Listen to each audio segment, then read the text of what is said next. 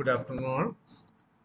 നമ്മളെ ലാസ്റ്റ് ക്ലാസ്സിൽ ഒരു സിമ്പിൾ സി പ്രോഗ്രാം എങ്ങനെയാണ് കമ്പൈൽ ചെയ്യുന്നതെന്നാണ് കണ്ടത്. നമ്മൾ അതിൻ്റെ കമാൻഡ്സ് പഠിച്ചു. എസ്പെഷ്യലി നമ്മൾ ഈ കോഴ്സിന് നമ്മൾ ഉപയോഗിക്കാൻ പോകുന്ന കമ്പൈലർ എന്ന് പറയുന്നത് GNU-C കമ്പൈലർ GCC എന്നുള്ളതാണെന്ന് കണ്ടു. അത് കമ്പൈൽ ചെയ്യുന്ന രീതികൾ, ഇപ്പോൾ പ്രോഗ്രാം എഴുതുന്നത്, സി പ്രോഗ്രാം എഴുതുന്നത് കണ്ടു. ഒരു സിമ്പിൾ സി പ്രോഗ്രാമിന്റെ സ്ട്രക്ചർ നമ്മൾ കണ്ടു. അത് ഒന്നുകൂടെ ഒന്ന് റിവൈസ് ചെയ്യാം. നമുക്ക് ആ സ്റ്റെപ്പുകളിലൂടെ ഒന്നുകൂടെ പോകാം. നമ്മൾ ഇവിടെ ചെയ്ത് നമ്മളൊരു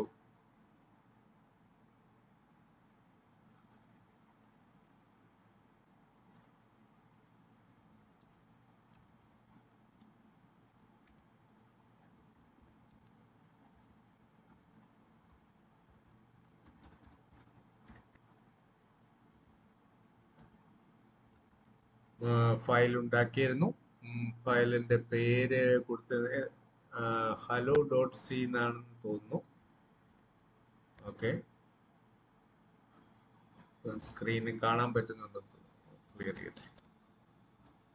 ഓക്കെ, first.c എന്നായിരുന്നു. ഓക്കെ, നമ്മൾ first.c എന്ന് പറയുന്ന പ്രോഗ്രാം എങ്ങനെയാണ് ഇരിക്കുന്നത് നമ്മൾ കണ്ടു. ഓക്കെ, അതിൽ നമ്മൾ കുറെ പേരുടെ പേരുകൾ ഔട്ട്പുട്ട് ചെയ്യുന്നത് കണ്ടു. ഈ പ്രോഗ്രാമിന്റെ ഒരു സ്ട്രക്ചർ എന്താണെന്നുള്ളത് നമ്മൾ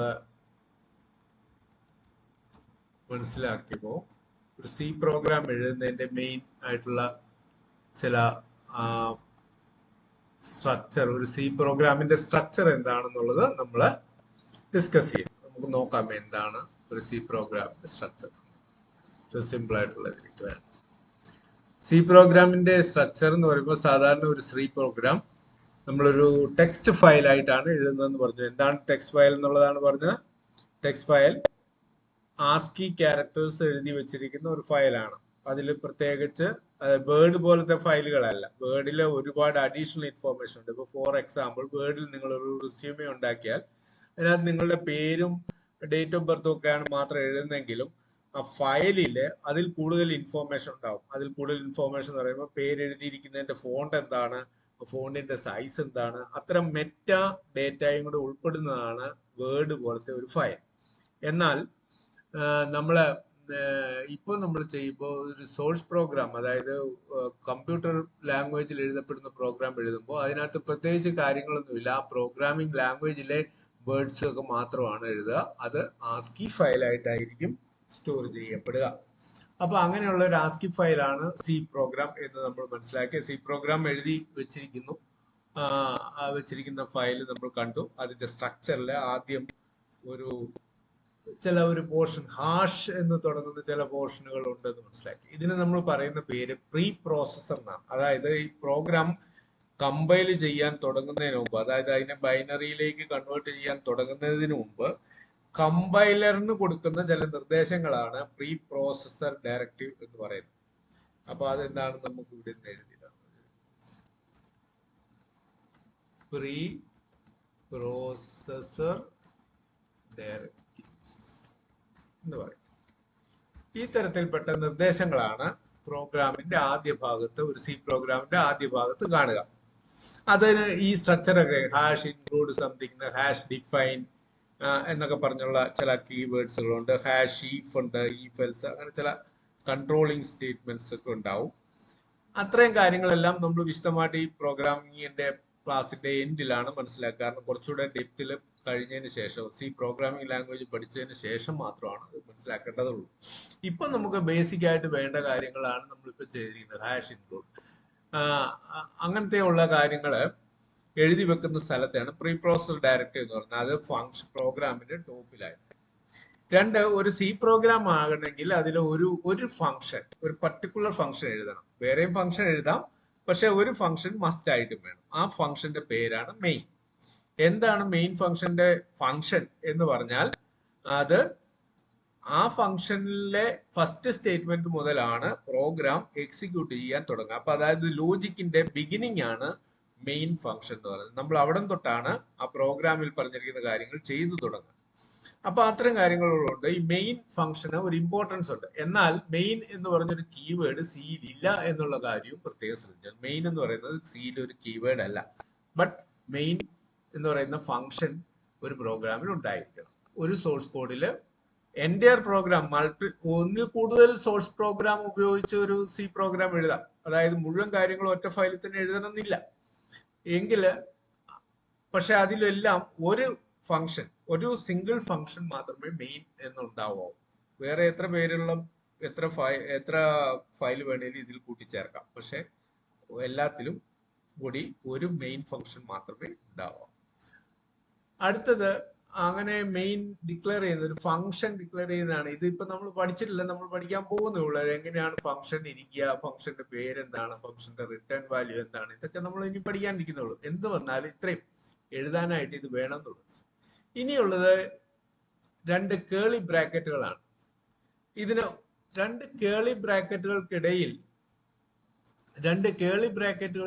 എഴുതുന്ന പ്രോഗ്രാമിംഗ് സ്റ്റേറ്റ്മെന്റ്സുകളെ ഒരു ബ്ലോക്ക് എന്നാണ് പറയുന്നത്. ഒരു കേളി ബ്രാക്കറ്റ് തുടങ്ങുന്നത് തൊട്ട് ഒരു കേളി ബ്രാക്കറ്റ് എൻഡ് ചെയ്യുന്ന വരെയുള്ള പോർഷനെ ഒരു ബ്ലോക്ക് എന്നാണ് പറയുന്നത്. അപ്പൊ ആ ബ്ലോക്ക് ഓഫ് കോഡിന് ഫംഗ്ഷൻ മെയിൻ്റെ താഴെ ആയതുകൊണ്ട് അതിന്റെ അർത്ഥം മെയിൻ എന്ന് പറയുന്ന ഫംഗ്ഷൻ എന്ന് പറയുമ്പോൾ ഈ താഴെ പറഞ്ഞ ബ്ലോക്കാണ് ചെയ്യേണ്ടത്. മെയിൻ എന്ന് എവിടെയൊക്കെ റെഫർ ചെയ്താലും ആ സമയത്ത് ഈ ബ്ലോക്ക് ഓഫ് കോഡാണ് വർക്ക് ചെയ്യേണ്ടതെന്നാണ് അതിന്റെ അർത്ഥം. ഓക്കെ, അപ്പോൾ ഒരു പ്രോഗ്രാം തുടങ്ങുന്നത് മെയിൻ ഫംഗ്ഷന്റെ ബ്രാക്കറ്റിന് ശേഷമുള്ള ആദ്യത്തെ സ്റ്റേറ്റ്മെന്റ്, തീരുന്നത്, പ്രോഗ്രാം സ്റ്റോപ്പ് ചെയ്യുന്നത് മെയിൻ ഫംഗ്ഷന്റെ ക്ലോസിംഗിൽ ഉള്ള ബ്രാക്കറ്റ് തീരുന്നിടത്ത് വെച്ച്. ഇതിന് ശേഷമുള്ള ബാക്കി കാര്യങ്ങളൊന്നും റൺ ചെയ്യുന്നില്ല. ഇതിലൊക്കെ നമ്മൾ എന്ത് ഇവിടെ ഇതിനകത്ത് എഴുതുന്നോ അത് മാത്രമാണ് എക്സിക്യൂട്ട് ചെയ്യുന്നത്. ബാക്കി എക്സിക്യൂട്ട് ചെയ്യപ്പെടുന്നത് എപ്പോഴാണ്? ഇതിലേക്ക് അത് കോൾ ചെയ്യപ്പെടുമ്പോൾ. കോളിംഗ് എന്ന് പറഞ്ഞാൽ ഒരു ഫംഗ്ഷൻ വേറൊരു ഫംഗ്ഷനെ എടുത്ത് ഉപയോഗിക്കുന്നതിനാണ് ഈ കോളിംഗ് എന്ന് പറയുന്നത്. അങ്ങനെ എടുത്ത് ഉപയോഗിച്ചിട്ടുണ്ടെങ്കിൽ മാത്രമേ അതിനകത്തെ കോഡ് ഇവിടെ എക്സിക്യൂട്ടബിൾ ആകുകയുള്ളൂ. അപ്പൊ അത്രയും സംഭവങ്ങൾ, ഏറ്റവും മിനിമം ആയിട്ടുള്ള കാര്യങ്ങളുണ്ട്. ഇതിന് സിഗ്നേച്ചർ എന്ന് പറയും. Function signature, function heading, then function block, പിന്നെ സ്റ്റേറ്റ്മെന്റ്സ്, അതിനകത്ത് സ്റ്റേറ്റ്മെന്റ്സ്. ഇതാണ് ഒരു മിനിമം, ഏറ്റവും മിനിമം ആയിട്ടുള്ള സി പ്രോഗ്രാമിന്റെ സ്ട്രക്ചർ. ഇനി നമുക്ക് ഈ സി പ്രോഗ്രാമില് നമുക്ക് സാധാരണ ഒരു ലാംഗ്വേജ് പഠിക്കുമ്പോൾ ചില കാര്യങ്ങളൊക്കെ മനസ്സിലാക്കിയിട്ട് പോയാൽ നമുക്ക്, കഴിഞ്ഞ ക്ലാസ്സിൽ ഞാൻ പറഞ്ഞിരുന്നു programming development life cycle, problem solving life cycle വേണം. പ്രോഗ്രാം ഡെവലപ്മെന്റ് ലൈഫ് സൈക്കിൾ ആണ് പഠിക്കേണ്ടത്. അത് എങ്ങനെയാണ് ചെയ്യേണ്ടത് എന്നുള്ളതൊക്കെ പൈത്തന്റെ ബിഗിനിങ്ങിലെ, പൈത്തൺ സിലബസിന്റെ ബിഗിനിങ് കൊടുത്തിട്ടുണ്ട്, അവിടെ വെച്ച് പഠിക്കുമെന്ന് പറഞ്ഞു നമുക്ക്. പക്ഷെ ഇത് പറയാനായിട്ട് കുറച്ച് കാര്യങ്ങൾ മനസ്സിലാക്കണം. അത് ഞാൻ ഉദ്ദേശിക്കുന്നത് നമ്മൾ ഇത് ചെയ്തുകൊണ്ട്, അതായത് ഒരു പ്രോബ്ലം സോൾവ് ചെയ്തുകൊണ്ട് നമുക്ക് അതിലെ സ്റ്റെപ്പുകളെ കുറിച്ച് സംസാരിച്ച് അത് മനസ്സിലാക്കി പോകാം. വീണ്ടും പിന്നീട് ഒരു ഇത് വരുമ്പോൾ, അവസരം വരുമ്പോൾ, അടുത്ത പ്രോബ്ലം വരുമ്പോൾ നമുക്ക് വീണ്ടും അതിലൂടെ ഒന്നുകൂടെ കളാം. അങ്ങനെ 2-3 ആവർത്തി കഴിയുമ്പോഴത്തേക്കും നമുക്ക് ഈ പ്രോഗ്രാം ഡെവലപ്മെന്റ് ലൈഫ് സൈക്കിൾ എന്താണ് എന്നുള്ളത് കൃത്യമാകും. അപ്പൊ അതിനുവേണ്ടി സമയം കളയാതെ നമ്മൾ നേരിട്ട് ലാംഗ്വേജിന്റെ പഠനത്തിലേക്ക് കടക്കാം. അപ്പൊ സി പ്രോഗ്രാമിംഗ് ലാംഗ്വേജിന്റെ പഠനത്തിലെ ആദ്യത്തെ സ്റ്റെപ്പുകളാണ് ഇന്ന് നമ്മൾ ചെയ്യുന്നത്. ഏതൊരു ലാംഗ്വേജും പഠിക്കാനായിട്ട് നമുക്ക് ആദ്യം മനസ്സിലാക്കേണ്ടത് അതിന്റെ ആൽഫബറ്റ് ആണ്. സോ സി ആൽഫബറ്റ്, ഇത് ഇങ്ങനെ ഞാൻ പറയുന്നു, ഇത് എഴുതിയെടുക്കാമെങ്കിൽ നല്ലത്, അപ്പൊ മനസ്സിലാവും. സി ആൽഫബറ്റ് എന്തൊക്കെയാണ് സി ആൽഫബറ്റിൽ ഉള്ളത്. ആസ് യൂഷ്വൽ എല്ലാ ലാംഗ്വേജിലും പോലെ നമുക്ക് പറയാം A to Z ക്യാരക്ടേഴ്സ് ഉണ്ട്. അതുപോലെ തന്നെ ക്യാപിറ്റൽ A to Z എന്ന് ഞാൻ എഴുതുകയാണ്. ഇതിന്റെ അർത്ഥം സി എന്ന് പറയുന്ന ലാംഗ്വേജ് കേസ് സെൻസിറ്റീവ് എന്ന് പറയും. C is case sensitive. എന്താണ് കേസ് സെൻസിറ്റീവ് എന്ന് പറയുന്നത്? അതായത് അതില് ആ ലാംഗ്വേജില് സ്മോൾ കേസ് ലെറ്റേഴ്സ്, കേൾക്കുന്നില്ലേ? സ്ക്രീൻ കാണുന്നില്ല? ഓ മൈ ഗോഡ്, ഞാൻ ഒരു മിനിറ്റ് ഞാൻ ഷെയർ ചെയ്തോട്ടെ.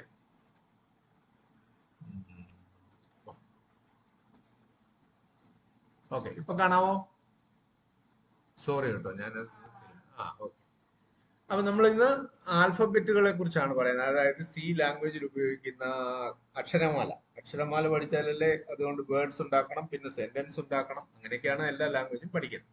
അപ്പൊ നമുക്ക് സി ലാംഗ്വേജിന്റെ ബേസിക്കിലേക്ക് വരാം. അപ്പൊ ഇവിടെ നിങ്ങൾ കാണുന്നുണ്ടെന്ന് C alphabet is case sensitive എന്ന് പറയുന്നത്. സി എന്ന് പറയുന്ന പ്രോഗ്രാമിംഗ് ലാംഗ്വേജ് കേസ് സെൻസിറ്റീവ് ആണെന്ന് പറയും.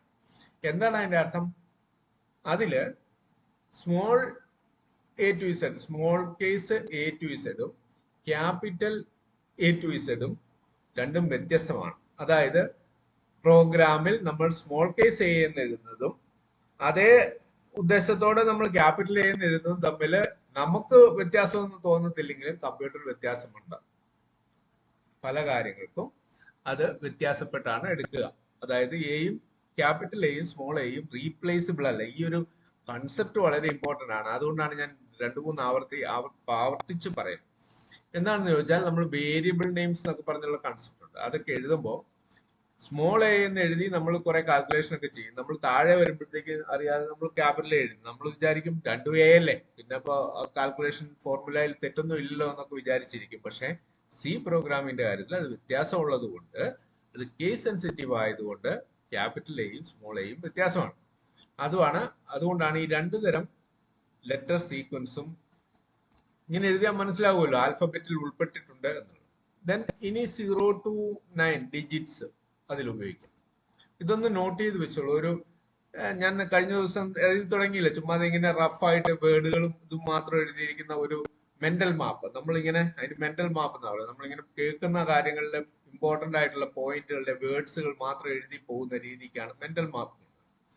അപ്പൊ അത് ചെയ്തു വെച്ച് കഴിഞ്ഞാൽ പിന്നീട് ആ മെന്റൽ മാപ്പ് ചുമ്മാ എടുത്ത് ഇങ്ങനെ ഒന്ന് വ്യൂ ചെയ്യുന്ന ചുമ്മാതെ ഒന്ന് ഓടിച്ചു നോക്കുന്ന സമയത്ത് തന്നെ നമുക്ക് ആ പറഞ്ഞ കാര്യങ്ങളൊക്കെ ഒന്നുകൂടെ റിഫ്രഷ് ചെയ്യാൻ പറ്റും. അതിനുവേണ്ടിയാണ് അങ്ങനെ വെച്ചിരിക്കുന്നത്.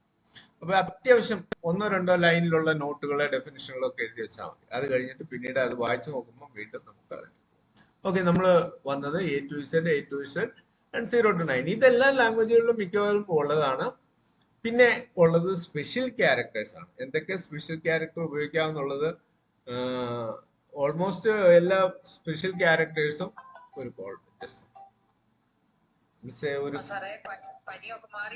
പനി മാറി ഒരു ക്ലാസ് എടുത്തുകൊണ്ടിരിക്കുകയാണ്. ഞാനൊരു ഓക്കെ ശരി.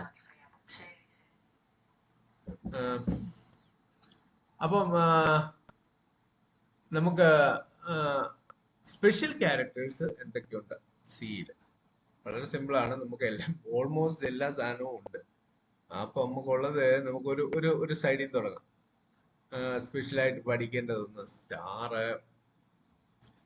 Dollar, hash, at, exclamation, tilde. ഇതിന് പറയുന്ന പേരാണ് ടിൽഡ്. ഇതെന്ന് പറയുന്നത് എവിടെയാന്ന് ചോദിച്ചാൽ ടാബ് കീയുടെ മുകളില് ഒരു കീ ഉണ്ട്, ഒരു ഇൻവേർട്ടർ കോമ അല്ല കോഡ്സ് കൊടുക്കാനായിട്ടുള്ള കീ അതിന്റെ ടോപ്പിലായിട്ടുണ്ട്. ഷിഫ്റ്റ് പ്രസ് ചെയ്ത് പിടിച്ചുകൊണ്ട് അത് പ്രസ് ചെയ്താലേ കിട്ടത്തുള്ളൂ. അതുണ്ട്. ടിൽഡ് എന്നാണ് അതിന്റെ പേരാണ് ടിൽഡ്. Tilde cat. പിന്നെ പെർസെന്റേജ് ഉണ്ട്. ഇതിന് ക്യാരറ്റ് സിമ്പൽ എന്നാണ് പറയുന്നത്. ക്യാരറ്റ് സിമ്പൽ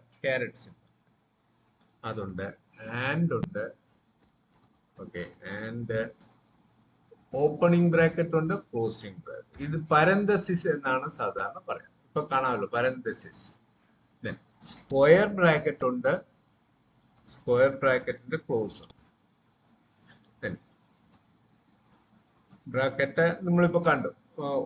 ഡബിൾ ബ്രാക്കറ്റ് എന്ന് പറയും. Double bracket opening, double bracket close.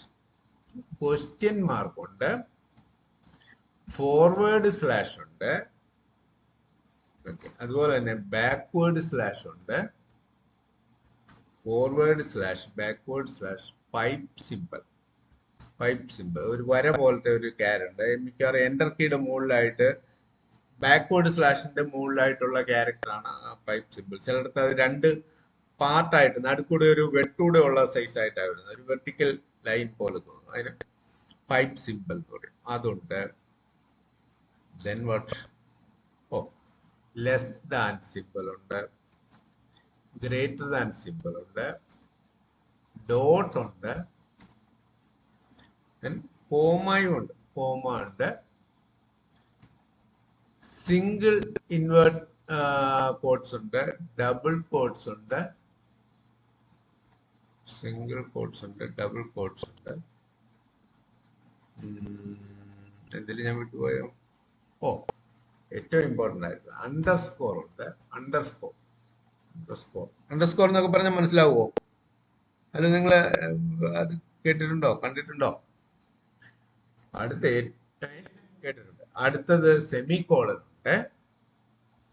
അത് ഇല്ലാത്ത ഒരു സി ഇല്ല. സെമികോളൻ ആണ് സി. പിന്നെ കോളൻ സിമ്പിൾ ഉണ്ട്. കോളൻ ഉണ്ട്, double colon.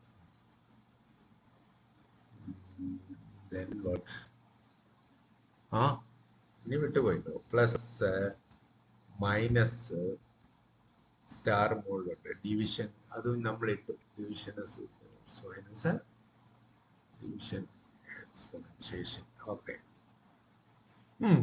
Almost.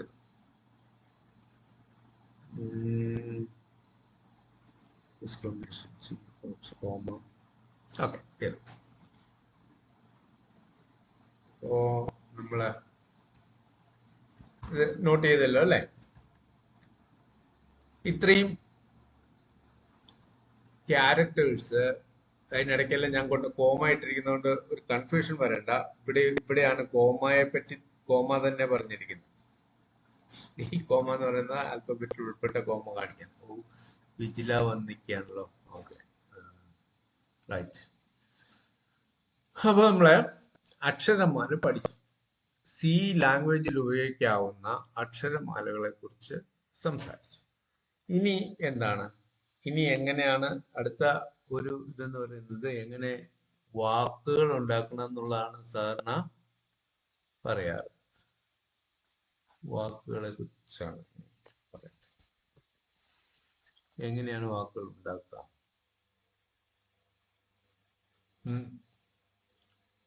Okay, valid ആയിട്ടുള്ള വേർഡ്സ്. രണ്ട് തരം വേർഡ്സ് ആണ് എല്ലാ പ്രോഗ്രാമിലും. ഒന്ന്, it is called keywords. Two, user defined words.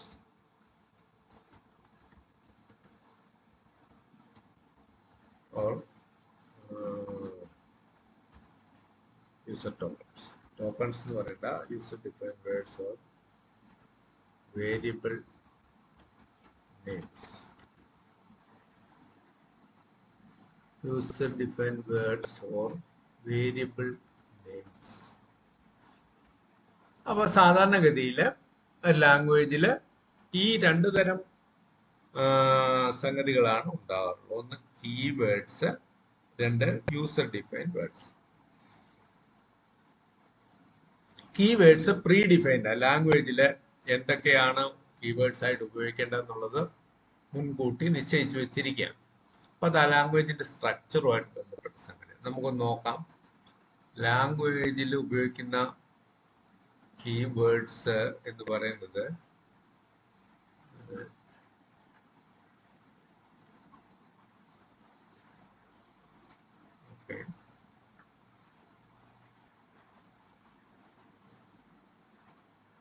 തോന്നുന്നു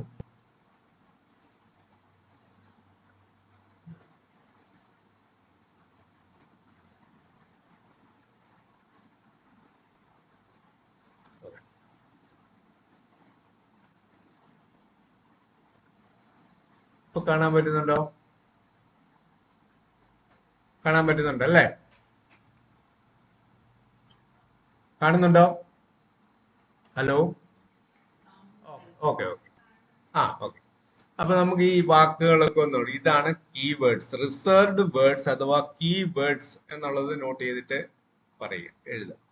ഫാസ്റ്റ് ആയിട്ട് എഴുതിയെടുക്കാൻ ഞാൻ നമ്മൾ വീഡിയോ ഇതിൽ ഇടുമ്പോഴത്തേക്കും നിങ്ങൾക്ക് പിന്നീട് നോക്കി എഴുതിയാലും മതി. എന്നാലും ഓർത്ത് ഇരിക്കുക, ഒന്ന് കണ്ടതായിട്ട് ഇരിക്കുക. ഇതൊക്കെയാണ് സിയിലെ keywords.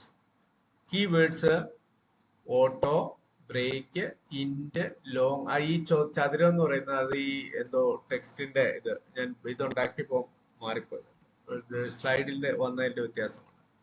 Int, long, case, char, register, return, const, continue, short, default, do, signed, double, else, sizeof, static, enum, extern, struct, switch, float, for, typedef, union, goto, if, unsigned, void, volatile, while. ഇതൊക്കെ എന്ന് പറയുന്നതാണ് keywords. Keywords എന്ന് പറയുമ്പോൾ ആ ലാംഗ്വേജിൽ പ്രത്യേക meaning ഉള്ള word എന്നാണ് അർത്ഥം. അപ്പോൾ അതുകൊണ്ട് തന്നെ ഇത് സാധാരണ പ്രോഗ്രാമിൽ വേറെ ആവശ്യങ്ങൾക്ക് ഉപയോഗിക്കാൻ ഒക്കത്തില്ല. ആ പ്രോഗ്രാമിംഗ് ലാംഗ്വേജിന്റെ ഒരു കൺസ്ട്രക്റ്റിന്റെ ഭാഗമാണ് ഈ വാക്കുകൾ. അത് ചേഞ്ച് ചെയ്ത് അതിന്റെ മീനിങ്ങോ അല്ലെങ്കിൽ അതിന്റെ ഉപയോഗമോ വേറൊരു രീതിയിലാക്കാൻ പറ്റും. പിന്നെ ശ്രദ്ധിക്കാവുന്ന ഒരു കാര്യം, ഈ കീവേഡ്സ് എല്ലാം തന്നെ സ്മോൾ കേസിലാണ്. ക്യാപിറ്റൽ ഒരു തുടങ്ങുന്ന ഒന്നുമില്ല. സി പ്രോഗ്രാമിംഗ് എൻ്റയർലി സ്മോൾ കേസിലാണ് സാധാരണ പ്രോഗ്രാമുകൾ എഴുതാറ്. അതുകൊണ്ട് തന്നെ കീവേഡ്സ് എല്ലാം തന്നെ ടൈപ്പ് ചെയ്യുന്നത്, ഇത് ക്രിയേറ്റ് ചെയ്ത ഡെന്നിസ് റിച്ചിയും എല്ലാവരും യൂണിക്സ് വേൾഡിൽ വർക്ക് ചെയ്യുന്ന ആൾക്കാരാണ്. യൂണിക്സ് എന്ന് പറയുന്ന ഓപ്പറേറ്റിംഗ് സിസ്റ്റവുമായിട്ട് ബന്ധപ്പെട്ട് വർക്ക് ചെയ്യുന്ന ആൾക്കാരാണ്. അവര് അതിന്റെ കുറെ ക്യാരക്ടറിസ്റ്റിക്സ് അവരുടെ പ്രോഗ്രാമിങ്ങിലും എല്ലാത്തിലും കൊണ്ടുവന്നിട്ടുണ്ട്. അതുകൊണ്ട് തന്നെ ഈ സ്മോൾ കേസ് ലെറ്റേഴ്സ് ടൈപ്പ് ചെയ്യാനുള്ള എളുപ്പം, വേറെ ക്യാപ്സ് ഒന്നും ഞെക്കി പിടിക്കുകയോ ഒന്നും വേണ്ടല്ലോ, ഷിഫ്റ്റ് ഒന്നും ഞെക്കി പിടിക്കേണ്ട, അല്ലാതെ തന്നെ കൃത്യമായിട്ട് കിട്ടുന്നതായതുകൊണ്ട് എല്ലാം തന്നെ പ്രോഗ്രാമിൽ ടൈപ്പ് ചെയ്യാനുള്ള സ്പീഡ് കൂട്ടുന്നതിന് വേണ്ടി എല്ലാം സ്മോൾ കേസിലാണ് വെച്ചിരിക്കുന്നത്.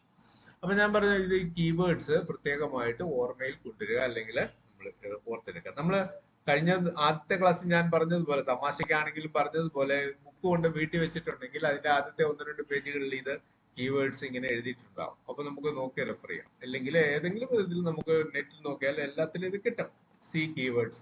അപ്പൊ ഈ കീവേഡ്സ് ഇതേപടി തന്നെ എഴുതണം, അതിന് പ്രത്യേക മീനിങ് ഉണ്ട് എന്നുള്ളതാണ് ലാംഗ്വേജിന്റെ.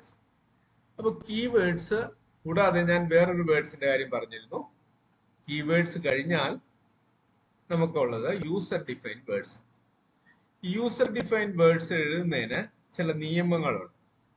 അപ്പോൾ ഒരു വാലിഡ് ആയിട്ടുള്ള യൂസർ ഡിഫൈൻഡ് വേർഡ് അല്ലെങ്കിൽ ഒരു വേരിയബിൾ നെയിം നമ്മൾ എഴുതണമെങ്കിൽ അതിന്റെ ഒന്നാമത്തെ റൂൾ എന്ന് പറയുന്നത് it should start with an alphabet or underscore. നോക്കാം. ഫോർ എക്സാമ്പിൾ, നമ്മൾ A1 എന്ന് എഴുതിയാൽ it's A valid variable name. എന്നാൽ 1A എന്ന് എഴുതിയാൽ it is invalid variable name. Okay. Underscore X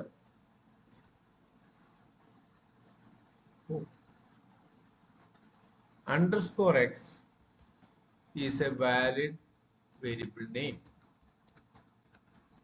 but a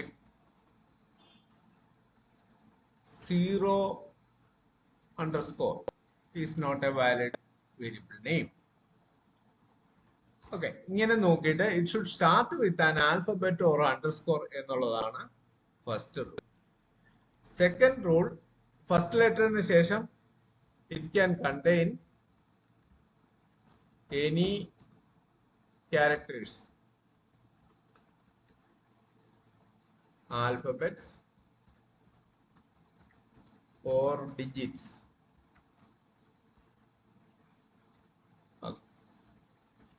മൂന്നാമത്തെ റൂള് അതൊരു നിർദ്ദേശം മാത്രമാണ്, അങ്ങനെ സ്പെസിഫിക് ആയിട്ട് റൂൾ ഇല്ല.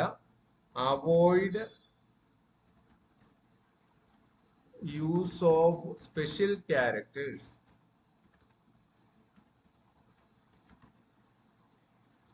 അതായത് ഇപ്പോൾ ഈ സ്റ്റാർ തൊട്ടുള്ള ഈ പറഞ്ഞിരിക്കുന്ന ക്യാരക്ടറുകളിൽ ഏതെങ്കിലും ഒന്നൊക്കെ ഈ വേരിയബിൾ നെയിമിൽ ഉൾപ്പെടുത്തുന്നത് ഒഴിവാക്കുക. അത് ഒരു ബാഡ് പ്രാക്ടീസ് ആണ്. അത് ചെയ്യാൻ പറ്റത്തില്ലെന്നല്ല, ചെയ്യാം, കുഴപ്പമൊന്നുമില്ല. എക്സ്ക്ലമേഷൻ ഒരു വേരിയബിളിന് പേര് കൊടുക്കുന്നതിൽ ഒരു തെറ്റുമില്ല. പക്ഷെ അത് എന്താ സംഭവിക്കാന്ന് വെച്ചാൽ അത് കമ്പൈൽ ചെയ്യുമ്പോൾ ചിലപ്പോൾ എററിൽ വരും, അല്ലെങ്കിൽ എന്തെങ്കിലും കാരണത്തിൽ എറർ വരാനുള്ള സാധ്യത കൂടുതലാണ്. എക്സ്ക്ലമേഷൻ ഒക്കെ സ്പെഷ്യൽ മീനിങ് സിയിൽ ഉള്ളത് കൊണ്ട്. അതുകൊണ്ട് തന്നെ avoid use of special characters. നാലാമത്തെ rule, do not use any keywords as variable. Variable name അഥവാ യൂസർ ഡിഫൈൻ ചെയ്യുന്ന വാക്കുകളായിട്ട് ഉപയോഗിക്കാൻ ഉള്ള വാക്കുകളെ തയ്യാർ ചെയ്യുമ്പോൾ ശ്രദ്ധിക്കേണ്ട 4 റൂളുകളാണ്. It should start with an alphabet. ഇതൊക്കെ എന്താണെന്നത് നമുക്ക് വേരിയബിൾ നെയിം എന്താണ് അതൊക്കെ നമുക്ക് മനസ്സിലാക്കാം. ഇതിപ്പോ ഇങ്ങനെ മനസ്സിലാക്കാം. നമ്മള് സി പ്രോഗ്രാമിൽ നമ്മൾ വേർഡുകൾ ഉപയോഗിച്ചാണല്ലോ സെന്റൻസ് എഴുതുന്നത്. അപ്പൊ അങ്ങനെ എഴുതുമ്പോൾ ഉപയോഗിക്കാവുന്ന 2 തരം വാക്കുകളുണ്ട്. ഒന്ന് കീവേഡ്സ് എന്ന് പറയുന്നത്. കീവേഡ്സ് എന്ന് പറയുന്ന ലാംഗ്വേജിൽ ഡിഫൈൻ ചെയ്ത് വെച്ചിരിക്കുകയാണ്. അതാണ് നമ്മൾ കണ്ട 27 ആൻസി സ്റ്റാൻഡേർഡ് അനുസരിച്ച് 27 കീവേഡ്സ് ഉണ്ട്. ഏറ്റവും കുറവ് കീവേഡ്സ് ഉള്ള ഒരു ലാംഗ്വേജിൽ പെടുന്ന ഒന്നാണ് നമുക്ക് സി. വളരെ സിമ്പിൾ ആയിട്ട് ഉള്ള കുറച്ച് ഇതേ ഉള്ളൂ. നമുക്ക് ഓർത്തിരിക്കാൻ പോലും പറ്റും. A to Z നമുക്ക് വേണേൽ കാണാതെ പഠിച്ച് പറയാവുന്ന ഒരു സംഗതിയാണ് അതിന്. അതുപോലെ user defined words or variable name എന്ന് പറയുന്നത് യൂസർ ക്രിയേറ്റ് ചെയ്യുന്നതാണ്. ഒരു പ്രോഗ്രാം എഴുതുമ്പോൾ നമുക്ക് പല ആവശ്യങ്ങൾക്ക് വേണ്ടിയും നമ്മൾ ഫംഗ്ഷന്റെ പേരായിട്ടും ഒക്കെ നമ്മൾ എഴുതാൻ പോകുന്ന വാക്കുകൾ, അങ്ങനത്തെ വാക്കുകൾ എഴുതുമ്പോൾ ശ്രദ്ധിക്കേണ്ട കാര്യങ്ങളാണ് ഈ 4 കാര്യങ്ങൾ പറഞ്ഞിരിക്കുന്നത്. ഇറ്റ് ഷുഡ് സ്റ്റാർട്ട്, ഏറ്റവും fundamental, it should start with an alphabet or underscore. അത് ഡെഫിനറ്റ് ആയിട്ടും പാലിച്ചിരിക്കും. രണ്ടാമത്തെ കാര്യം, അത് കഴിഞ്ഞിട്ട് പിന്നെ എത്ര നമ്പർ, സ്റ്റാറിന് എത്ര നമ്പർ എന്ന് പറയുമെങ്കിലും ആദ്യത്തെ 32 ക്യാരക്ടർ വരെ മാത്രമാണ് സിഗ്നിഫിക്കന്റ് ക്യാരക്ടർ. എന്ന് പറഞ്ഞാൽ ആദ്യത്തെ 32 ലെറ്റർ വരെയുള്ള പോർഷനിൽ 2 വേരിയബിൾ നെയിം തമ്മിൽ ഒരു വ്യത്യാസമെങ്കിലും കാണണം. വ്യത്യാസം ഇല്ലെങ്കിൽ അത് രണ്ടും ഒന്നായിട്ട് എടുക്കും. അത് കമ്പൈലർ ഡിപ്പെൻഡന്റ് ആണ്. എത്ര വരെ ലെങ്ത് ആണ് ഐഡന്റിഫയർ ലെങ്ത് എന്ന് പറയുന്നത്. പൈത്തണിൽ അങ്ങനെ ഐഡന്റിഫയർ ലെങ്തേ ഇല്ല. കാരണം എത്ര ലെങ്ത് വേണമെങ്കിലും വേരിയബിളിന്റെ പേര് കൊടുക്കാം. വളരെ ഡിസ്ക്രിപ്റ്റീവ്. പക്ഷെ ഇനിയുള്ളത് ഒരു ചോയ്സ് ആണ്. നമ്മളിങ്ങനെ വേർഡും ഇതൊക്കെ കൊടുക്കുമ്പോൾ എന്താണ്, അപ്പൊ നമ്മള് മീനിങ് ഫുൾ ആയിട്ടുള്ള വേർഡ്സ് ഉപയോഗിക്കണം വേരിയബിൾ നെയിമായിട്ട്. അതാണ് ഒരു റൂള്. അതൊരു റൂളല്ല, അതൊരു സ്റ്റൈലാണ്. നമ്മളെ ഒരു എത്തിക്സും ആണ്. നമ്മള് ഒരു പ്രോഗ്രാം എഴുതുമ്പോൾ നമ്മൾ വായിച്ചാൽ പോരാ, പുറത്താരെങ്കിലും വായിച്ചാലും അതിന്റെ കാര്യങ്ങൾ എന്താണെന്ന് മനസ്സിലാക്കണം എന്നുള്ളതുകൊണ്ട് നമുക്ക് ക്രിപ്റ്റിക് ആയിട്ടുള്ള വേർഡുകൾ ഉപയോഗിച്ച് പ്രോഗ്രാം എഴുതരുത്. അത് വായിച്ചാൽ മനസ്സിലാകുന്ന പോലുള്ള കാര്യങ്ങൾ വേണം ഉപയോഗിക്കാൻ. ഫോർ എക്സാമ്പിൾ, നമ്മളൊരു പ്രോഗ്രാം എഴുതാണ്, അതിനകത്ത് സ്റ്റുഡൻസിന്റെ ഏജ് കമ്പ്യൂട്ട് ചെയ്യുന്ന ഒരു പ്രോഗ്രാം ആണെങ്കിൽ അതിൽ ഉപയോഗിക്കുന്ന ഒരു വേരിയബിളിന് പോസിബിളി നമുക്ക് സ്റ്റുഡന്റ് അണ്ടർസ്കോർ ഏജ് എന്ന് കൊടുക്കാം, വേരിയബിളിന്റെ പേര്. അപ്പോൾ അത് മനസ്സിലാവും അവിടെ എന്താണ് സ്റ്റോർ ചെയ്യാൻ ഉദ്ദേശിക്കുന്നത്, പ്രോഗ്രാമർ എന്താണ് ഉദ്ദേശിക്കുന്നത് എന്നുള്ളത് വായിച്ചു നോക്കുന്ന ആർക്കും സുവ്യക്തമാകുന്നത് കൊണ്ട് നമ്മൾ അത്തരത്തിലുള്ള വേരിയബിൾ നെയിംസ് വേണം ഉപയോഗിക്കാൻ. അപ്പൊ ഇന്ന് നമ്മള് കണ്ടത് ആൽഫബറ്റ് എന്താണ്, എന്തൊക്കെ ക്യാരക്ടേഴ്സ് അവൈലബിൾ ആണ്, യൂസബിൾ ആണ് എന്ന് കണ്ടു. അതുപോലെ വേർഡ്സ്, കീവേഡ്സ് എന്നുള്ളത് എന്താണെന്ന് നമ്മൾ കണ്ടു. അതുപോലെ യൂസർ വേരിയബിൾ നെയിം എഴുതേണ്ട രീതി, വേരിയബിൾ നെയിംസ്, ഇത്രയും കാര്യങ്ങളാണ് ഇപ്പോൾ നമ്മൾ നിലവിൽ കാണുന്നത്. ഇനി നമുക്ക് എന്താണ് പഠിക്കാൻ? അപ്പോൾ നമുക്ക് വേർഡ്സും ഇതും അറിയാം അല്ലെ. ഇനി നമ്മൾ പഠിക്കേണ്ടത് ഈ പ്രോഗ്രാമിംഗ് ലാംഗ്വേജിൽ നമ്മൾ പല കാര്യങ്ങളും സ്റ്റോർ ചെയ്താണല്ലോ പ്രോഗ്രാം ചെയ്ത് പല കാര്യങ്ങളും സ്റ്റോർ ചെയ്യാനായിട്ട്. അങ്ങനെ സ്റ്റോർ ചെയ്യാനായിട്ട് ഉപയോഗിക്കുന്ന സ്ഥലത്തിന് അതിന്റെ ക്യാരക്ടറിസ്റ്റിക്സ് അനുസരിച്ച് അതിന്റെ എത്ര സൈസ് ഉപയോഗിക്കുക, എന്തൊക്കെ ഡേറ്റ അതിൽ സ്റ്റോർ ചെയ്യാം തുടങ്ങിയ കാര്യങ്ങളെ സ്പെസിഫൈ ചെയ്യാനായിട്ട് ഓരോ ലാംഗ്വേജിനും ഒരു ഡേറ്റ ടൈപ്പ് എന്ന് പറഞ്ഞൊരു കൺസെപ്റ്റ് ഉണ്ട്. Data types. എന്താണ് data type?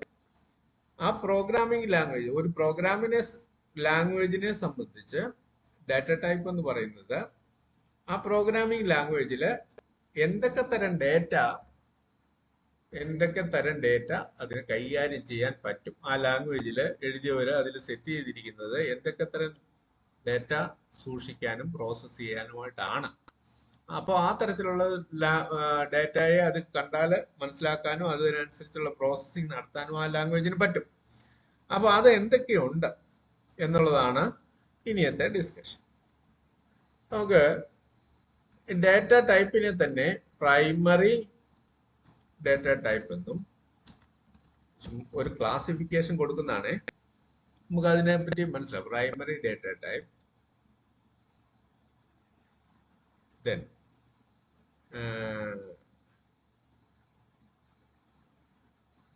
Secondary data type എന്ന് പറയാൻ പറ്റത്തില്ല.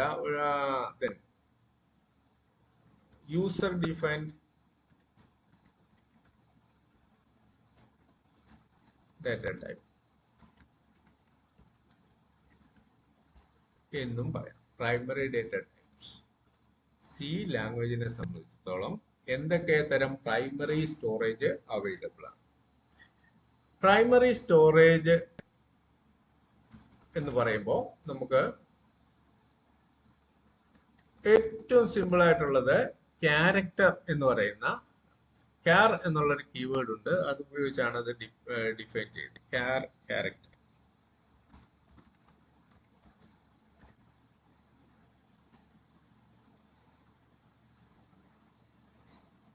ഇത് പ്രൊനൗൺസ് ചെയ്യുന്ന പലരും വടക്കോട്ട് എങ്ങനെയാണെന്ന് അറിയാം. ചാർ എന്ന് വായിക്കാറുണ്ട്, ക്യാർ എന്ന് വായിക്കാറുണ്ട്. എന്തേലും CH എന്നുള്ള സൗണ്ട് ആണ്. ക്യാർ സൗണ്ട് ആണ്. നിങ്ങൾക്ക് എങ്ങനെയാണ് ഇഷ്ടമുള്ള പോലെ പറയാം കേട്ടോ, അത് പ്രശ്നമില്ല. നമുക്ക് പലരും ചാർ എന്ന് വായിച്ചിട്ട് കേട്ടിട്ടുണ്ട്. പലരും പ്രോഗ്രാമേഴ്സ് ഓരോ സ്റ്റൈലിൽ അത് പ്രൊനൗൺസ് ചെയ്യണം. എനിവേ, ക്യാരക്ടേഴ്സ് എന്താണ് ഇത് പ്രൈമറിലി ഉപയോഗിക്കുന്നത്? ഇതിന്റെ ഒരു സൈസ് എന്ന് പറയുന്നത് 8 ബിറ്റ് ഡേറ്റ ആണ്. ഈ ബിറ്റ് ഒക്കെ നിങ്ങൾ കേട്ടിട്ടുണ്ടോ?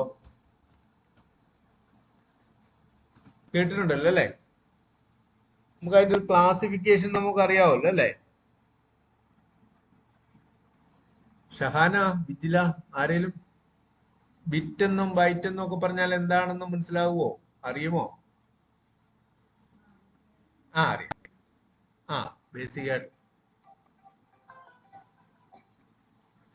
ബേസിക് ആയിട്ടുള്ള ചില കാര്യങ്ങളുണ്ട്. നമുക്ക് അതിന്റെ ഒരു സ്ലൈഡ് നോക്കാം. We'll have a slide on.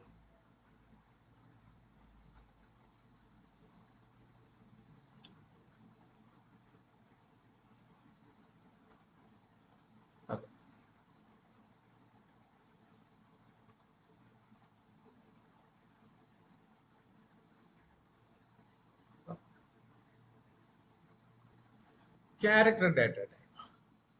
Character data type എന്ന് പറയുന്നത് 8 ബിറ്റ് ആണ്. ഒരു ബിറ്റ് എന്ന് പറയുന്നതാണ് ഏറ്റവും സ്മോളസ്റ്റ് പോസിബിൾ തിങ്. ഏറ്റവും സ്മോളസ്റ്റ് പോസിബിൾ ആയിട്ടുള്ള storage location in computer is called bit. ആ ബിറ്റിൽ 8 എണ്ണം അടുക്കി വെക്കുമ്പോൾ ഉണ്ടാകുന്ന ഒരു റീജിയനെയാണ് നമ്മൾ ബൈറ്റ് എന്ന് പറയുന്നത്. ബൈറ്റ്. അപ്പൊ അത്രയും 8 ബിറ്റ് കൊണ്ട് ഡിനോട്ട് ചെയ്യാവുന്ന എന്ത് വേണമെങ്കിൽ നമുക്ക് അതിൽ സ്റ്റോർ ചെയ്യാം. നമ്പർ ആയാലും വേറെ എന്തെങ്കിലുമൊക്കെ ആയാലും അതിന് സ്റ്റോർ ചെയ്യാനായിട്ട് മെമ്മറിക്ക് സാധ്യതയുണ്ട്. അപ്പൊ അത്രയും ഏറ്റവും മിനിമം ആയിട്ടുള്ള സ്റ്റോറേജിനെ സൂചിപ്പിക്കുന്ന സിയിലുള്ള ഡാറ്റ ടൈപ്പ് ആണ് ക്യാർ എന്ന് പറയുന്നത്. സിയില് ക്യാർ എന്ന് എഴുതിയാൽ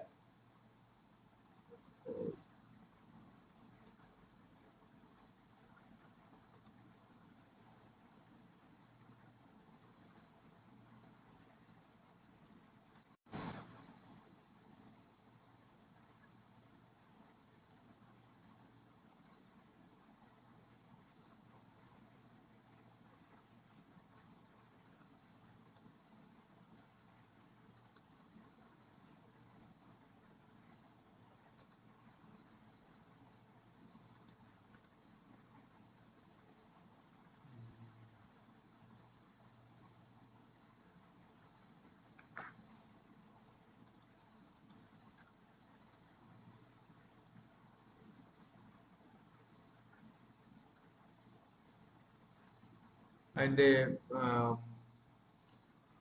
മീറ്റിംഗ് കൃത്യം 1 അവർ കഴിഞ്ഞപ്പോഴത്തേക്ക് അത് ക്ലോസ് ആയി പോയതാണ്.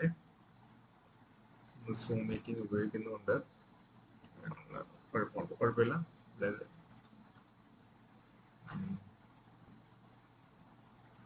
ഷെയർ.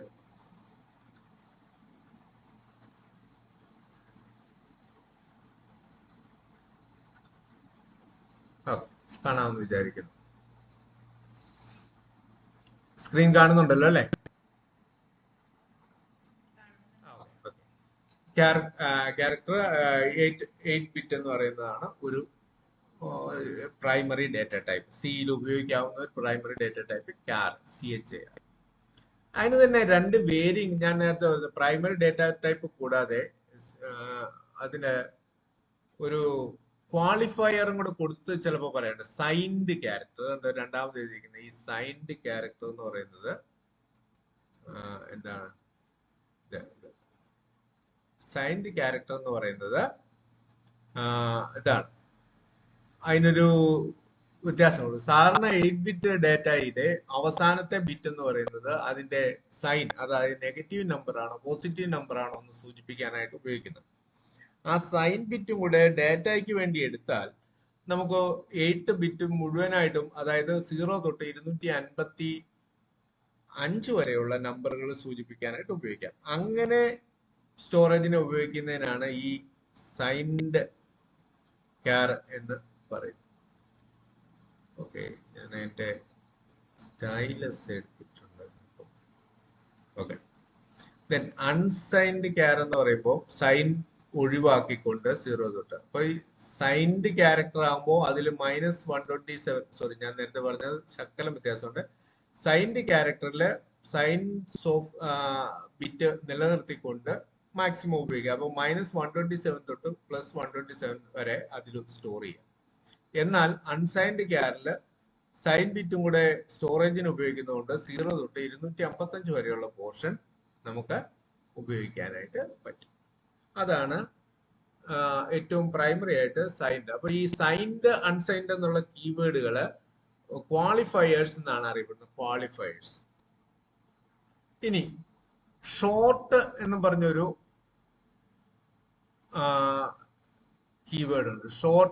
ഷോർട്ട് എന്ന് പറയുന്നത് ആ കീവേഡ് ഉപയോഗിച്ചാൽ ക്യാരക്ടർ, ഷോർട്ട് ക്യാരക്ടർ എന്ന് പറഞ്ഞാൽ 16-ബിറ്റ് ക്യാരക്ടേഴ്സ് ആണ്. അതിന്റെ ഈക്വലന്റ് ആണ് ഇന്റ് എന്ന് പറയുന്നത്. അതുപോലെ തന്നെ ഷോർട്ട് ഇന്റ് എന്ന് പറയും. അൺസൈൻഡ് ഷോർട്ട് എന്ന് പറയുന്നത് 0 തൊട്ട് ഇവിടെ നോക്കിയാൽ നിങ്ങൾക്ക് കാണാൻ പറ്റും. സോറി, ഓക്കെ, അൺസൈൻഡ് ഷോർട്ട് എന്ന് പറയുന്നത് ഇങ്ങനെയാണ്. അപ്പൊ ഇതെല്ലാം നമുക്ക് നമ്മളുടെ സി പ്രോഗ്രാമിംഗ് ബുക്കിൽ കൃത്യമായിട്ട് എഴുതിയിട്ടുണ്ട്. അത് നമുക്ക് ടൈപ്പ്, ഡാറ്റ ടൈപ്പ്. അപ്പൊ നിങ്ങൾ ഇപ്പോൾ മനസ്സിലാക്കേണ്ടത് there are data types. Data types എന്ന് പറയുന്നത് പ്രൈമറി ഡാറ്റ ടൈപ്പ് എന്നും യൂസർ ഡിഫൈൻഡ് ഡാറ്റ ടൈപ്പ് എന്നും തിരിക്കാം. ആ പ്രൈമറി തന്നെ നമുക്ക് പലതരത്തിലുള്ള ക്വാളിഫയേഴ്സ് ഉപയോഗിച്ച് കുറച്ച് കൂട്ടിയും കുറച്ചും ഒക്കെ ഉള്ള. അപ്പോൾ മെയിൻ ആയിട്ട് ഇന്റ്, ക്യാറ്, ഇന്റ്, ഫ്ലോട്ട്, ഡബിൾ, ഈ 4 ഏറ്റവും മെയിൻ ആയിട്ടുള്ള പ്രൈമറി ഡാറ്റ ടൈപ്പ്. ഓക്കെ, അടുത്ത ഷോർട്ട്, ഇന്റ്, സൈസ്, അതുപോലുള്ള കാൽക്കുലേഷൻസ് ഉണ്ട്. Then long, unsigned long, float, double, long.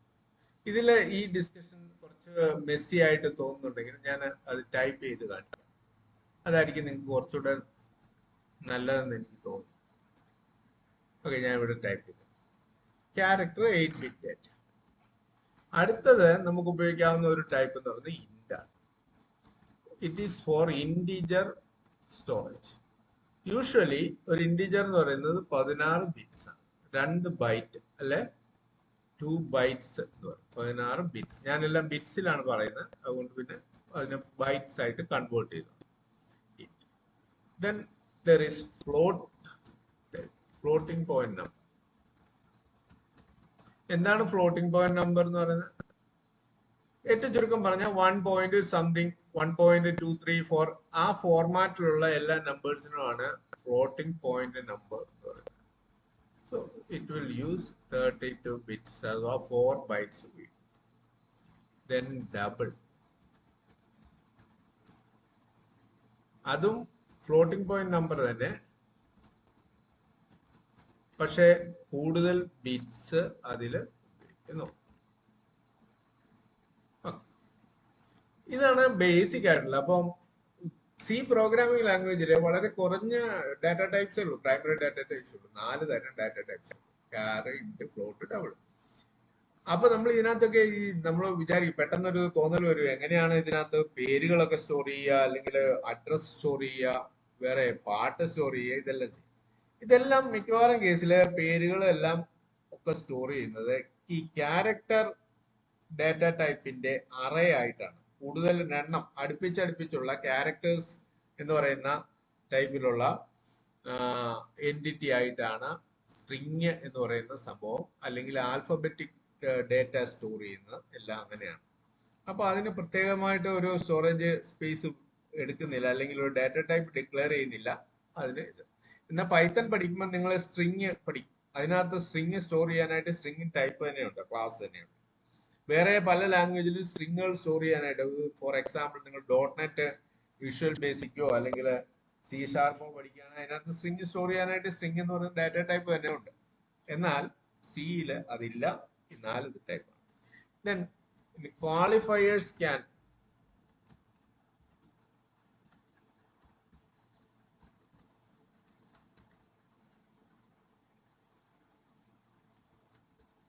alter size of storage.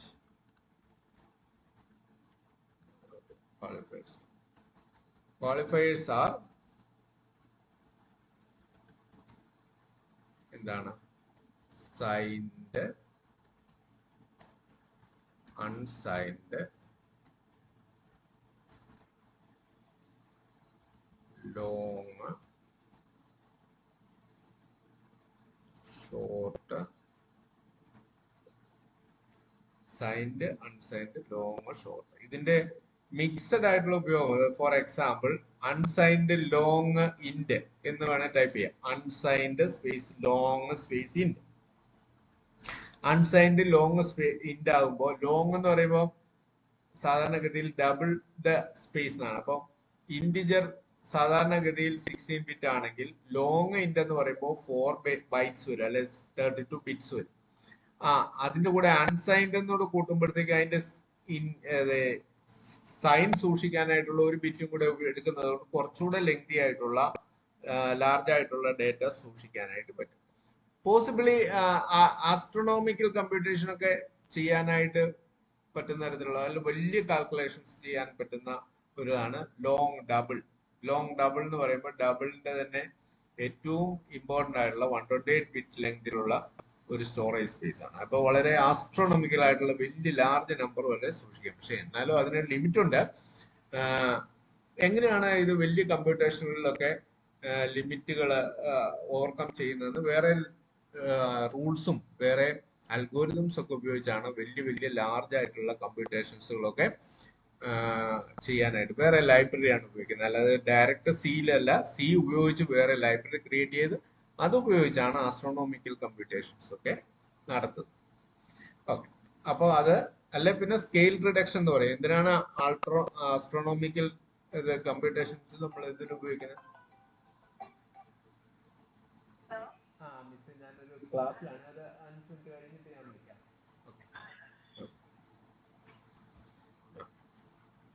അപ്പൊ യൂസർ ഡിഫൈൻഡ് ഡാറ്റ ടൈപ്സ് എന്താണ്? അടുത്തത്, യൂസറിന് ഇത് ബേസിക് ആയിട്ടുള്ള ഈ ഡാറ്റ ടൈപ്പ് ഉപയോഗിച്ച് കുറച്ചുകൂടെ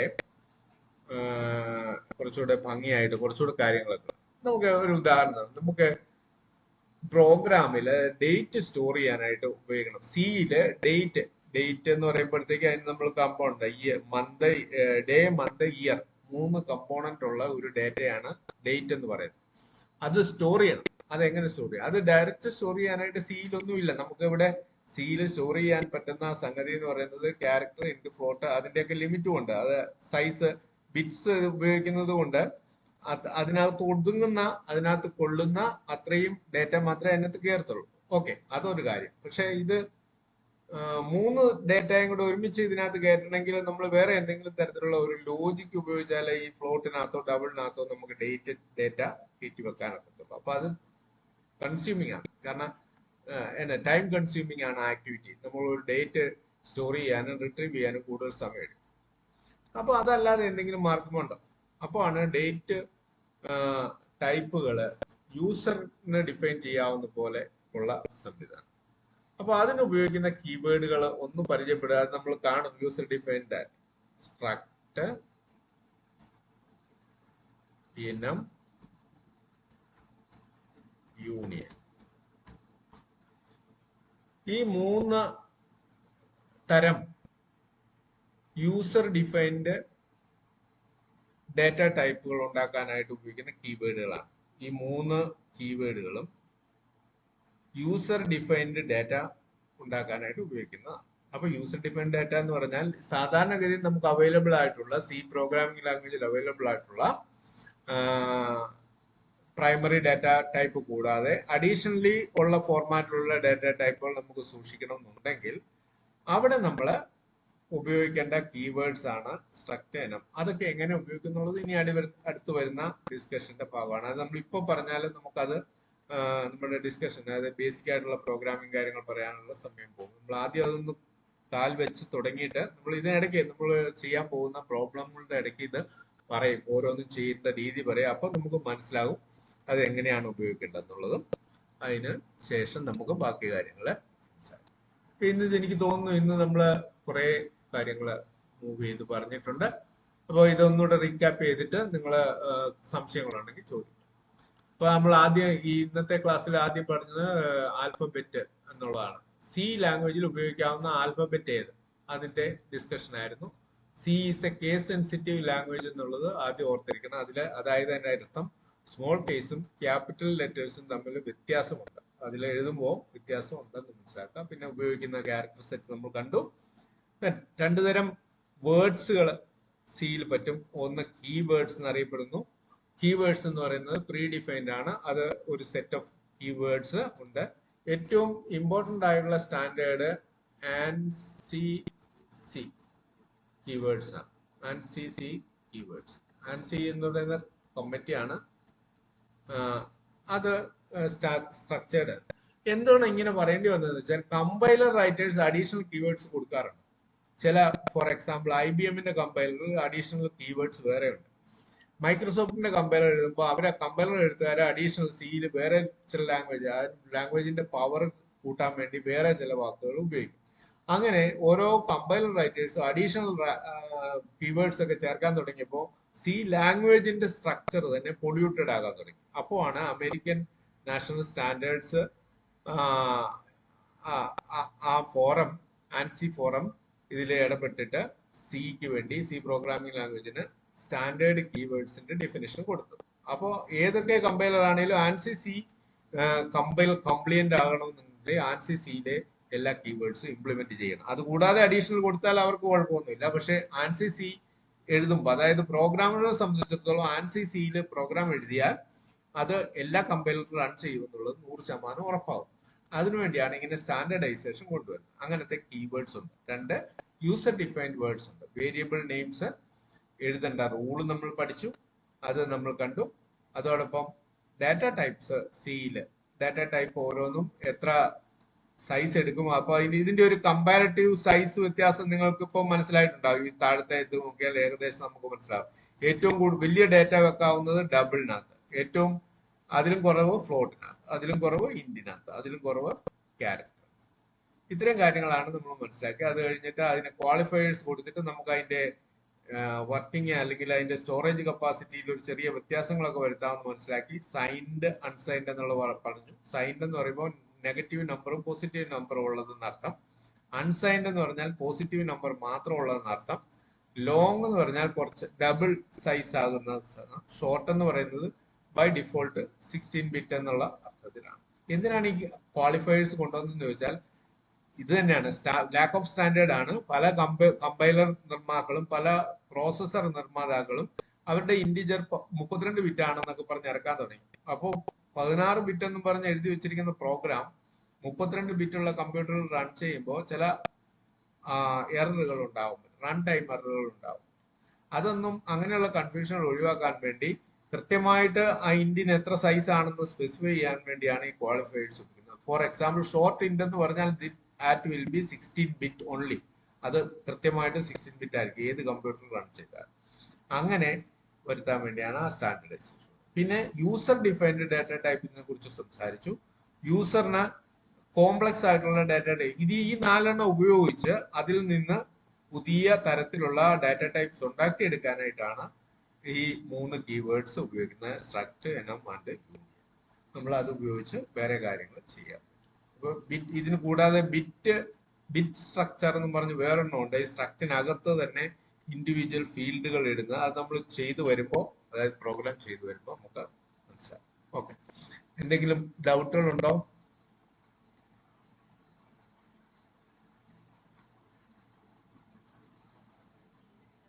പറഞ്ഞോളൂ. ഇല്ലെന്നാണോ? ഓ, ശരി ശരി ശരി. എല്ലാവർക്കും മനസ്സിലായോ? എന്തെങ്കിലും വ്യത്യാസമുണ്ടോ? ഞാൻ 2 ക്ലാസ് കഴിഞ്ഞിട്ട് ചോദിക്കണമെന്ന ചോദ്യമാണ് നമ്മുടെ പറയുന്നതിൽ അല്ലെ അപ്രോച്ച് എങ്ങനെയാണ് നിങ്ങൾക്ക് മനസ്സിലാകുന്നുണ്ടോ? എന്തെങ്കിലും തരത്തിലുള്ള മാറ്റങ്ങൾ നമ്മുടെ ക്ലാസ്സിൽ വേണോ? നമ്മൾ പ്രസന്റേഷൻ കൊണ്ടുവരണോ അല്ലെ ചെയ്ത് കാണിക്കണോ? ഏതാണ് നിങ്ങൾക്ക് കൂടുതൽ മനസ്സിലാകുന്നത്? ഓരോരോ പ്രോബ്ലമായിട്ട് ചെയ്ത് കാണിച്ചിട്ട് അതിന്റെ എക്സ്പ്ലനേഷൻ പറയുന്നതാണോ? അതോ ആദ്യത്തെ ജനറൽ ഡിസ്കഷൻ? എൻ്റെ ഒരു അഭിപ്രായത്തിൽ ആദ്യത്തെ ജനറൽ ഡിസ്കഷൻ, ആദ്യത്തെ കുറെ കാര്യങ്ങളൊക്കെ പറഞ്ഞ് തന്നിട്ട് നമുക്ക് ഓരോരോ പ്രോബ്ലം ആയിട്ട് കാര്യങ്ങളെ കുറിച്ച് ഓരോരോ സെക്ഷനായിട്ട് പറയാമെന്ന് വിചാരിക്കുന്നു. സിലബസ് നിങ്ങളുടെ കയ്യിൽ ഉണ്ടല്ലോ, അതിനകത്തെ ടോപ്പിക്സ് ഓരോന്നും ഞാൻ മിസ് ചെയ്തിട്ടുണ്ടെങ്കിൽ ഏതെങ്കിലും മോഡ്യൂളിൽ ഇതിങ്ങനെ പറഞ്ഞു പോകുമ്പോൾ അത് മിസ് ചെയ്തിട്ടുണ്ടെങ്കിൽ എന്നെ ഒന്ന് അറിയിക്കണം. മറ്റേ വാട്സാപ്പ് ഗ്രൂപ്പിൽ ഇട്ട് അറിയിച്ചാൽ മതി. അപ്പോൾ അടുത്ത ക്ലാസ്സിൽ അതിനെക്കുറിച്ച് നമുക്ക്, അല്ലെങ്കിൽ തന്നെ നിങ്ങൾക്ക് തന്നെ ഇപ്പൊ ഡയറക്റ്റ് ചെയ്യാം. നിങ്ങൾ അടുത്ത ക്ലാസ്സിൽ ഇന്നതിനെ കുറിച്ച് പറയണമെന്ന് പറഞ്ഞാൽ അതിനനുസരിച്ച് ക്ലാസ് മാറ്റി എടുക്കാം. ഓക്കെ, ക്ലിയർ അല്ലേ? ഹലോ. ഓക്കെ. അപ്പോൾ നോട്ടുകളൊക്കെ വേണം കേട്ടോ. നോട്ടുകളൊക്കെ ഞാൻ തരുന്നില്ല, നിങ്ങൾ തന്നെ പ്രിപ്പയർ ചെയ്യുന്നിടത്തോളം പ്രിപ്പയർ ചെയ്യുക, ബുക്കുകൾ വായിക്കുക, പഠിച്ചു തുടങ്ങുക. നമുക്ക് സമയമായി. ഇനിയിപ്പോൾ അടുത്ത ലാബ് സെഷൻ തൊട്ട് എന്തെങ്കിലും നമ്മൾ ആദ്യത്തെ ഒരു പ്രോഗ്രാം ചെയ്തല്ലോ, ജസ്റ്റ് അതൊന്ന് ചെയ്ത് നോക്കി ഒന്ന് തറവാകുക. അടുത്ത ID ഒക്കെ ഉപയോഗിക്കുക. സാർ അവിടെ എന്തെങ്കിലും തരത്തിലുള്ള ID ഒക്കെ സെറ്റ് ചെയ്തിട്ടുണ്ടാവും, അത് നിങ്ങളെ പരിചയപ്പെടുത്തും. അതും ഒന്ന് കൈകാര്യം ചെയ്ത് പഠിക്കുക. ചിലപ്പോൾ വിൻഡോസിൽ, ലിനക്സ് ആയിരിക്കുകയല്ല, വിൻഡോസിലായിരിക്കും. അതിന്റെ കാര്യം സാറ് പറഞ്ഞു തന്നോളൂ. അപ്പൊ ഇതും അതുമായിട്ടൊക്കെ കമ്പാറ്റബിൾ ആണ്, കുഴപ്പമൊന്നുമില്ല. ഞാൻ ഇവിടെ കാണിക്കുന്നത് നിങ്ങൾ ചെയ്യുന്നതുമായിട്ട് വലിയ പ്രശ്നങ്ങളൊന്നും വരുന്നില്ല. ഇപ്പൊ 2 കാര്യങ്ങളും പഠിക്കാം, കൂടുതൽ പഠിക്കുന്നതല്ലേ നല്ലത്. അപ്പോൾ എല്ലാ കാര്യങ്ങളും വിശദമായിട്ട് പഠിക്കുക, സംശയങ്ങൾ ചോദിക്കുക. ഇതിനകത്ത് തന്നെ ഇതൊരു ഫോറം, നമ്മളെ വാട്സാപ്പ് ഗ്രൂപ്പ് ഒരു ഫോറം ആയിട്ട് ഉപയോഗിച്ച് അവിടെ നിങ്ങളുടെ സംശയങ്ങൾ ദൂരീകരിക്കാനായിട്ടുള്ള ഒരു അവസരമായിട്ട് എടുക്കുക. ഓക്കെ. അപ്പോൾ എല്ലാവർക്കും ഹായ്, ഗുഡ് ആഫ്റ്റർനൂൺ. ശരി.